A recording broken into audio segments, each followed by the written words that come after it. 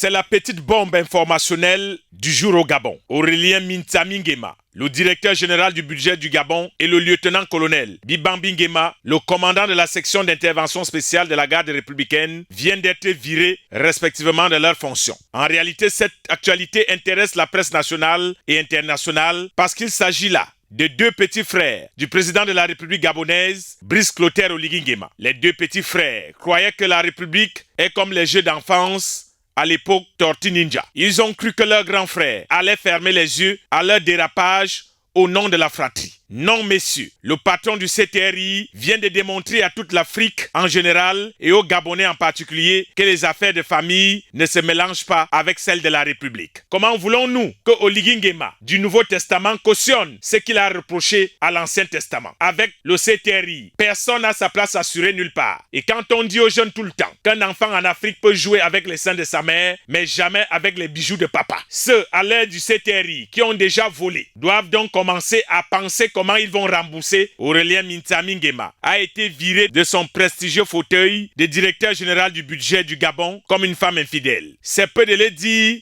qu'il a été infidèle aux instructions de son grand frère, par ailleurs président de la République, chef de l'État. Lui qui avait pourtant, en le faisant venir, dit à ce dernier qu'il devait mettre de l'ordre et de la discipline dans le budget de l'État. Il avait dit au petit frère que c'est l'heure de la restauration des institutions, pas de blague. Mais comme toujours, le petit regardant le grand que comme s'ils étaient en famille. Il vivait la vie d'un playboy, d'un VVIP qui confond vitesse et précipitation. Depuis quelques mois, il est pointé du doigt partout ailleurs que sa façon de faire n'honore pas le rang de son grand frère. Tout le monde le voyait venir tomber dans un trou de la mauvaise gouvernance, sauf lui-même. Maintenant, les journalistes ainsi que plusieurs prestataires qui ont couvert le dialogue national inclusif au Gabon vont le regarder comment, eux qui se demandent toujours jusqu'à ce jour où sont passés et qu'a-t-on fait des 5 milliards débloqués pour ce grand rendez-vous au Gabon. Nous y reviendrons un jour peut-être. Brice Clotaire Oligui Nguema vient encore de conforter l'idée que tous les Gabonais se faisaient de lui. Un homme intègre, rigoureux et responsable. Les affaires de la République ne seront jamais confondues à celles de la famille. Ce qu'on voyait ailleurs, mon grand frère chéri, laisse-moi faire, n'existe pas avec lui. Ici, il n'est pas question que mon bon grand, on gère en famille. Grand, excuse-moi, c'était par erreur. Non, ici, c'est la République. Une République exemplaire. Pas d'état d'âme. Même si c'est son petit frère, on l'envoie à terre. Voilà donc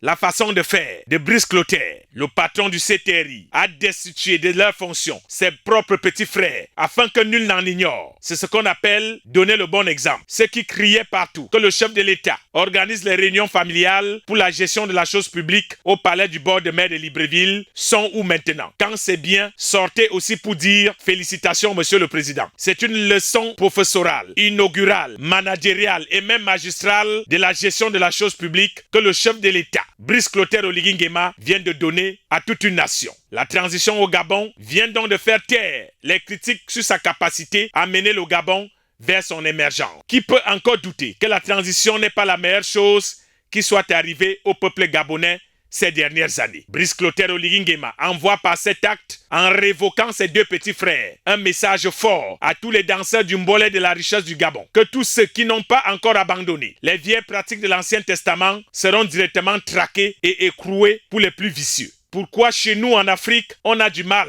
à comprendre que pour atteindre l'essor et la félicité, cela passe par le changement de mentalité. Parce que bientôt, le commandement arrivera sur eux. Voyez par vous-même comment Oligui Nguema traite ses propres petits frères qui se sont mal comportés avec la chose publique. Il vous envoie donc un message subtil: videz vos valises d'argent cachées dans vos maisons et ramenez cet argent dans le trésor public. Le sassaillé d'autrefois est terminé. C'est peut-être encore difficile à comprendre pour ceux qui ont encore les agissements de l'Ancien Testament. Abîme pour le moment.